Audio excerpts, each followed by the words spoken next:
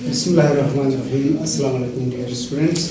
कल हमने पढ़ा था जीन लिंकेज और इसका मफहूम ये था कि एक ही क्रोमोसोम पर कई जीन्स जुड़े हो सकते हैं। उन सब को लिंक्ड जीन्स भी कहते हैं और उनके ग्रुप को लिंकेज ग्रुप कहते हैं। लिंकेज ग्रुप की तादाद का दारोमदार किसी सेल में कितने होमोलोगस पेयर्स ऑफ क्रोमोसोम्स हैं वो है, यानी जितने होमोलोगस पेयर्स उतने लिंकेज ग्रुप्स। मिसाल के तौर पर ह्यूमन के अंदर 23 होमोलोगस क्रोमोसोम के पेयर्स हैं, तो हमारे सेल्स में 23 लिंकेज ग्रुप्स हैं। अब कोई जीन लिंक्ड है या अलग है, उसको कैसे मालूम करें? इसके लिए हमें मेंडल के सेकंड लॉ को थोड़ा समझना पड़ेगा। अगर हम पहले पढ़ के आए होते तो मैं उसको रिपीट ना करता। हमने क्योंकि पढ़ा नहीं है इसलिए मैं बताता हूँ। मेंडल ने क्या किया था, एक पी प्लांट पर उसने एक्सपेरिमेंट्स किए थे, कई एक्सपेरिमेंट किए थे। उनमें से एक एक्सपेरिमेंट डाई हाइब्रिड क्रॉस था। डाई दो को कहते हैं हाइब्रिड, मिक्स या मखलूत को कहते हैं क्रॉस। उसने रिप्रोड्यूस पॉलिनेशन कराई थी। उसके पास राउंड येलो सीड भी थे। राउंड येलो का मतलब क्या है? दो ट्रेड्स एक साथ कंसीडर किए इसने। कुछ सीड हैं जिनका शेप राउंड है, कलर येलो है, और कुछ हैं जिनका सीड शेप रिंकल्ड है और सीड कलर ग्रीन है। इनको जब इसने क्रॉस किया तो ये पहले क्रॉस को P1 जनरेशन कहते हैं। क्रॉस किया तो सब के सब राउंड येलो ही आए, और सब के सब राउंड येलो आने की वजह ये थी, ये F1 जनरेशन कर रहा था, फर्स्ट फिलियल जनरेशन। सब के सब राउंड येलो इसलिए आए, round was dominant over wrinkle, yellow was dominant over green, यानी ये दोनों डोमिनेंट थे, ये दोनों रिसेसिव थे, इसलिए यहाँ पर राउंड येलो आए। अब इनको सेल्फ फर्टिलाइज किया। सेल्फ फर्टिलाइज करके ये उम्मीद रख रहा था कि दो तरह के पौधे मिलेंगे, 3 हिस्सा राउंड येलो और 1 हिस्सा रिंकल ग्रीन, ये आएंगे। लेकिन उसके बरक्स यहां क्या आया? राउंड येलो भी मिले, राउंड ग्रीन भी मिले, जो इससे पहले नहीं थे। रिंकल येलो भी मिले, ये भी इससे पहले नहीं थे, और रिंकल ग्रीन भी मिले जो पहले से मौजूद थे। लेकिन इन सब की रेशोज में बड़ा फर्क था। बस इस रेशो को आपने याद रखना। इनकी रेशो थी 9, इनकी रेशो थी 3, इनकी रेशो थी 3 और इनकी रेशो थी 1। यानी 9:3:3:1 से के हिसाब से 4 कॉम्बिनेशन आए। हालांकि हमने 2 कॉम्बिनेशन को क्रॉस किया था। तो अगर ये रेशो आए, अब जो हमारे आज के काम का पॉइंट है वो ये है, अगर ये रेशो आए डाई हाइब्रिड क्रॉस में, यानी 2 ट्रेड को हम एक साथ क्रॉस कर रहे हैं, और F2 जनरेशन में अगर उनकी ये रेशो आए 9:3:3:1, तो समझ लेना ये जीन्स लिंक्ड नहीं है, ये जीन्स अलग है। हाँ, अलबत्ता अगर इसकी जगह 3:1 आती, रेशो हमारे पास सिर्फ 2 कॉम्बिनेशंस होती और एक 3 हिस्सा एक 1, तो अब हम कह सकते थे ये लिंक्ड जीन्स है। यानी मैं आपको दोबारा बता दूं, लिंक्ड जीन का मतलब है एक से ज्यादा जीन की बात होती है, एक से ज्यादा जीन्स है। और अगर हम कोई 2-3 ट्रेड्स को एक साथ कंसीडर करके उनको क्रॉस कराते हैं, F2 जनरेशन में रेशो 9:3:3:1 आए, तो हम समझेंगे कि ये जीन्स लिंक्ड नहीं है, हर जीन अलग अलग क्रोमोसोम पर मौजूद है। लेकिन अगर इस रेशो के बजाय ये रेशो आ जाए 3:1, तब हम क्या समझेंगे? ये जीन्स लिंक्ड हैं, इनको अलग होने का मौका नहीं मिला है। ये मेंडल के सेकंड लॉ को हमने थोड़ा सा डिस्कस किया। अब हम आते हैं बुक की डिस्क्रिप्शन की तरफ। बुक वाले ने भी कम बेश यही बातें हमें बताई हैं। मसलन उन्होंने ये कहा है कि अगर रेशो आती है 9:3:3:1, तो हम समझेंगे नॉट लिंक्ड है। और अगर रेशो आती है 3:1 तो ये है लिंक्ड। अगर इसमें भी कोई फर्क आ जाए, मसलन आ जाए 2.5:1.5, तो इसको कहते हैं इनकम्प्लीट लिंक्ड या इनकम्प्लीटली लिंक्ड। अच्छा, एक और चीज बताई जाएगी। बाज़ औक़ात एक रेशो को इस तरह भी बताते हैं 1:1:1:1। इसको कंफ्यूज नहीं करना है। मिसाल के तौर पर एक पौधा हमारे पास टॉल है, एक पौधा हमारे पास शॉर्ट है। ये तो एक एक जीन है ना, एक ट्रेड ले रहे हैं तो एक जीन है। इनकी एलियंस दो है, इसको कैपिटल टी से शो करते हैं, इसको इसको स्मॉल टी से शो करते हैं। जब हम इसके गेमीट बनाएंगे तो सारे गेमीट एक जैसे बनेंगे। हर गेमीट में ये टी भी चला गया या ये टी चला गया है, कैपिटल टी तो सब एक है। इसी तरह इसके गेमीट बनेंगे तो भी सारे गेमीट एक जैसे बन जाएंगे। इनको क्रॉस करते हैं हम।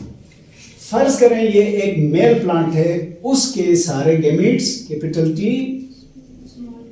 टी हैं सारे, और ये है फीमेल प्लांट तो इसके ये है। क्रॉस कराएं capital T small T, capital T small T, capital T small T और capital T small T. Capital को पहले लिखना है वरना स्मॉल टी कैपिटल टी।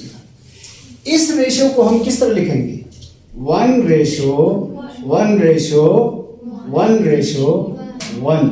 ये रेशो तब अप्लाई हुई जब हमने इसको क्रॉस किया था तो F1 में हमारे पास क्या मिला था? ऑल राउंड येलो थे कि नहीं है? इस F1 वाली रेशो को हम जो इस तरह से होती है उसको ऐसे लिखते हैं। तो अगर कहीं 1:1:1:1 हो तो आप समझ लें ये सारे फिनोटाइपिकली सेम है, और यहां तो जीनोटाइपिकली भी सेम है। अब हमारे पास 3 रेशो आ गई। इस रेशो से पता नहीं चलेगा कि लिंक्ड है या नहीं है। इस रेशो से पता चलेगा लिंक्ड नहीं है, इस रेशो से पता चलेगा लिंक्ड है। अगर इन दोनों से हट के कोई रेशो आ जाती है तो फिर हम क्या कहेंगे? इनकम्प्लीट लिंकेज है, यानी कुछ थोड़ा बहुत लिंक्ड है, ज्यादातर लिंक्ड नहीं है।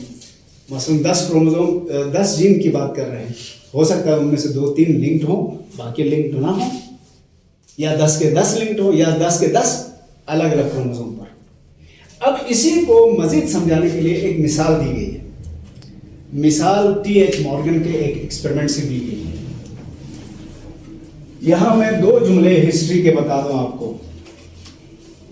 1900 से पहले जेनेटिक्स पर सिर्फ एक आदमी ने काम किया था, वो था ग्रेगर जॉन मेंडल। 1900 से पहले 1900 में 3 साइंसदानों ने इसको रिडिस्कवर किया जेनेटिक्स को। उसके बाद जेनेटिक्स ओपन हो गई, और उस 1900 के बाद जो जेनेटिक्स का सबसे मशहूर आदमी है वो T.H. मॉर्गन है। थॉमस हंट मॉर्गन इसका नाम है। और T.H. मॉर्गन मशहूर इसलिए है कि एक तो इसने एक्सपेरिमेंट्स बहुत सारे किए, नई नई चीजें फाइंड की हैं जेनेटिक्स में। दूसरा, इसने एक एक्सपेरिमेंटल टूल इंट्रोड्यूस कराया। वो एक्सपेरिमेंटल टूल था ड्रोसोफिला मेलेनोगैस्टर। ये एक मक्खी है जिसको फ्रूट फ्लाई कहते हैं।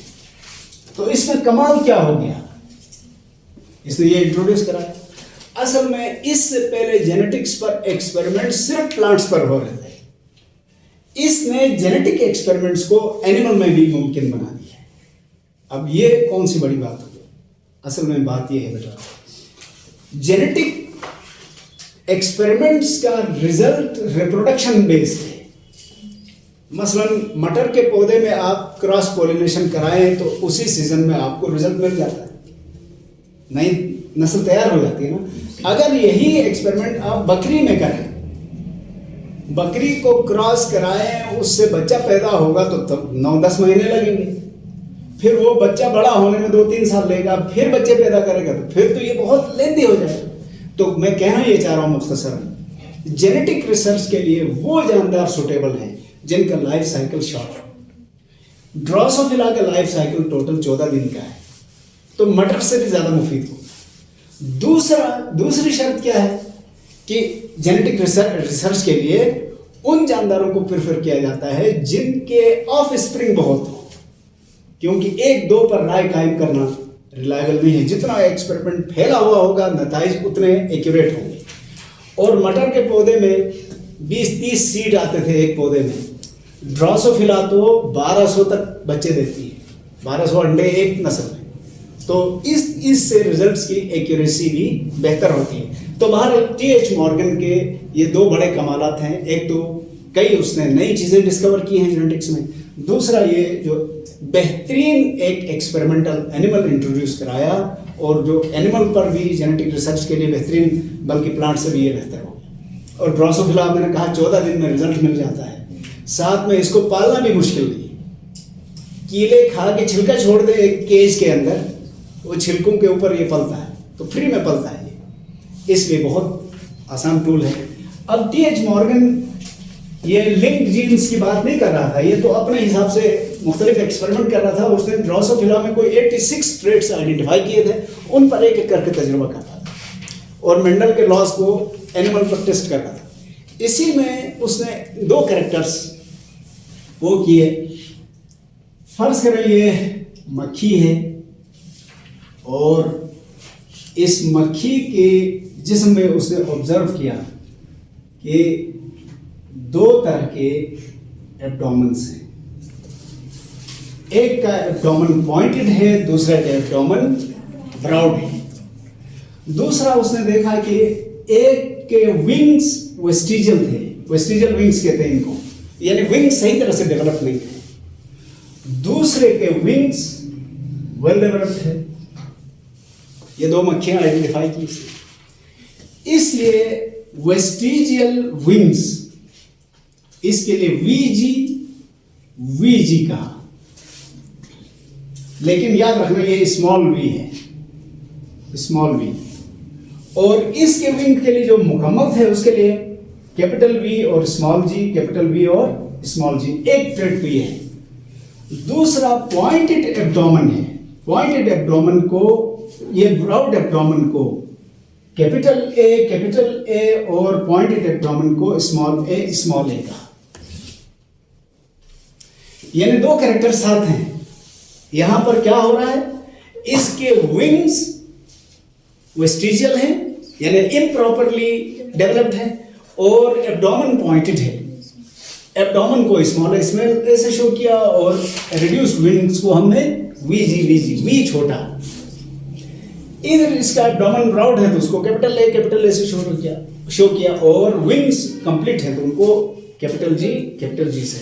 अब इनको क्रॉस कराते हैं। मैं डोमिनेंट को जो डोमिनेंट है उसको एक तरफ रखता हूं और रिसेसिव को दूसरी तरफ रखता हूं।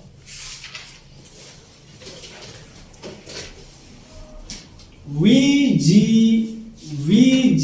कैपिटल ए, इसके विंग्स कैसे हैं, कंप्लीट। एब्डोमेन कैसी है, brown. Small V, small G, small V, small G, small A. Wings vestigial, abdomen narrow. ये इनको क्रॉस कराएंगे हम, P1 जनरेशन कहेंगे, फर्स्ट पेरेंटल जनरेशन। जब इनको क्रॉस कराएंगे तो यहां कॉम्बिनेशन आएगी ना दोनों की, वी जी स्मॉल वी जी। तवज्जो कर रहे हैं मेरी तरफ। कैपिटल वी जी इधर से आया है, स्मॉल वी जी इधर से आया है, तो हाइब्रिड हो गया। इसको प्योर, ये भी प्योर, ये हाइब्रिड। इसी तरह इधर से आ गया कैपिटल ए और स्मॉल ए, ये भी हाइब्रिड हो गया, तो इसको कहते हैं डाई हाइब्रिड। ये है हमारी F1 generation, first filial generation. Filial means first of spring. अच्छा, ये बाहर से हमें कैसा लगेगा, बाहर से लगेगा ये ब्राउड एब्डोमेन है, कंप्लीट विंग्स है, डोमिनेंट है ये दोनों और ये रिसेसिव। अच्छा, इनको जब सेल्फ फर्टिलाइज किया तो मेंडल के केस में हमने क्या देखा था, यहाँ पर मिक्सिंग हो गई थी। अगर मेंडल की तरह जवाब आता तो हमारे पास 4 कैटेगरीज आती। एक वो होते जो इन्हीं जैसे थे, एक वो होते जो इन्हीं जैसे थे, एक के विंग कंप्लीट एब्डोमेन पॉइंटेड, एक के विंग वेस्टिजियल एब्डोमेन ब्राउड होता। लेकिन रिजल्ट ऐसा नहीं आया। जब इसको सेल्फ फर्टिलाइज किया तो नतीजा आया 3 हिस्सा कंप्लीट विंग्स और ब्राउड एब्डोमेन वाले आए, और एक हिस्सा वेस्टिजियल विंग्स और नैरो एब्डोमेन वाले आए। तो ये रिजल्ट 9:3:3:1 नहीं आया, बल्कि रेशो क्या आया? 3:1 आया। इसका क्या मतलब था? इसका मतलब ये था कि वेस्टिज कंप्लीट विंग और ब्राउड एब्डोमेन के जीन्स एक ही क्रोमोसोम पर थे, वेस्टिजियल विंग्स और नैरो एब्डोमेन के जीन्स दूसरे क्रोमोसोम पर थे। वो आपस में लिंक थे, ये आपस में लिंक थे, इसलिए ये अलग नहीं हो सकते। तो इस रिजल्ट ने हमें ये बता दिया कि these genes are linked genes. बात समझ में आई? तो ये टॉपिक हमने किसी तरह से कंप्लीट कर लिया। अगला क्या है बेटा? हाँ, अब मौजू बिल्कुल बदल गया।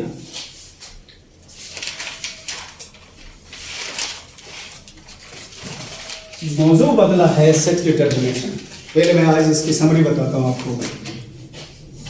सेक्स डिटर्मिनेशन का मतलब क्या है? इसका मतलब यह है कि जब किसी माँ और बाप से बच्चा पैदा होता है तो वो बच्चा या मेल होता है या फीमेल होता है। इस बच्चे के मेल या फीमेल होने का सबब कौन सा पेरेंट बना है, एक मुआशरती गलतफहमी दूर हो जाती है। मसलन अक्सर मुआशरों में कहा जाता है, इंसानों में, कि माँ जिम्मेदार है, बेटी या बेटा होने का सबब माँ है, और लोग तलाकें देते हैं मुख्तलिफ। अभी कम हो गया है, पहले बहुत ज़्यादा था ये। लेकिन जेनेटिक्स ने बता दिया कि कौन सा पेरेंट जिम्मेदार है। तो हम मुसलमान हैं तो सबसे पहले तो कहेंगे अल्लाह की मर्जी है, ये सबसे शॉर्ट जवाब है। लेकिन इसका सबब जानना भी तो ज़रूरी है ना। बेशक अल्लाह ने बनाया है, अल्लाह ने कैसे बनाया है, किसको जिम्मेदार कर रही है, ये फाइंड आउट करना साइंस का काम है। तो सेक्स डिटर्मिनेशन से हमें पता चलेगा क्या तमाम मखलूक़ात में सेक्स डिटर्मिनेशन का एक ही पैटर्न है या इसमें फ़र्क है। अगर फ़र्क है तो कौन सा जानदार कौन सा तरीका अडॉप्ट करता है, और किसके पेरेंट्स में से मेल पेरेंट जिम्मेदार है या फीमेल पेरेंट्स जिम्मेदार है, ये सेक्स डिटर्मिनेशन करता है। एक बात। दूसरा, सेक्स डिटर्मिनेशन के लिए हर जानदार में पहले तो क्रोमोसोम ही मुकर्रर है, और ये जो मालूमात दी हैं ये भी मॉर्गन ने मालूमात दी। मॉर्गन ने क्या किया था, फिर 2 मक्खियों को कंपेयर किया उसने, ड्रोसोफिला की। मेल मक्खी है नॉर्मल, और फीमेल मक्खी है वो भी नॉर्मल है, और दोनों के क्रोमोसोम को कंपेयर किया। तो ड्रोसोफिला के अंदर उसने देखा कि 8 क्रोमोसोम हैं। 8 क्रोमोसोम होंगे तो पेयर कितने होंगे? 4। इसने देखा कि दोनों में 4 में से 3 पेयर तो एक जैसे हैं, जबकि आखिरी जो पेयर है वो दोनों में अलग है। फीमेल के अंदर जो चौथा पेयर था उसके दोनों क्रोमोसोम एक ही साइज के थे। मेल के अंदर एक क्रोमोसोम छोटा था, एक बड़ा था, और जो बड़ा था वो फीमेल के इन दोनों जैसा था, इसलिए इनका एक ही नाम रखा गया। और इसने कहा कि फीमेल में ये क्रोमोसोम एक्स की शक्ल में है, मेल के अंदर ये XY की शक्ल में है। बड़े का तो एक ही जैसा है तो X कहेंगे, जो छोटा है उसको Y कहेंगे। यहां से इसने कहा कि हम किसी भी जानदार के क्रोमोसोम के 2 ग्रुप बना सकते हैं। एक ग्रुप वो है जो दोनों मेल फीमेल में मुश्तरक है, इनको कहते हैं ऑटोसोम्स। तो ऑटोसोम्स आर द क्रोमोसोम्स जिनके ऊपर वो जीन्स हैं जिससे बॉडी स्ट्रक्चर बनती है। और आखिरी पेयर जो डिफरेंट है इसको क्या नाम दिया इसने? Sex chromosome. अब सेक्स क्रोमोसोम उनको कहा जाता है जिनके ऊपर सेक्स डिटरमिनेशन के जीन्स पाए जाते हैं। सुन ली मेरी बात? मैं ये कह रहा हूं कि सेक्स क्रोमोसोम सबसे पहले तो मेल फीमेल का अलग होते हैं। दूसरा, इनके ऊपर वो जीन्स हैं जिसकी मदद से ऑफ स्प्रिंग के जेंडर का तयन होता है, वो बच्चा है या बच्ची है ये पता चलता है। तीसरा नुकता भी याद रखना है, इन क्रोमोसोम पर सिर्फ सेक्स डिटरमिनेशन जीन्स नहीं है, और भी जीन्स हो सकते हैं। नाम तो ये मशहूर इस नाम से हो गए हैं, वरना इन क्रोमोसोम के ऊपर भी ऐसे जीन्स मौजूद हैं जो बॉडी ले कैरेक्टर्स को कंट्रोल कर सकते हैं। ठीक हो गया? अब ये जो आगे बढ़ते हैं फिर नई कॉम्बिनेशन बनाते हैं तो मेल बनता है या फीमेल, ये हम कल आपको बताएंगे। ठीक है?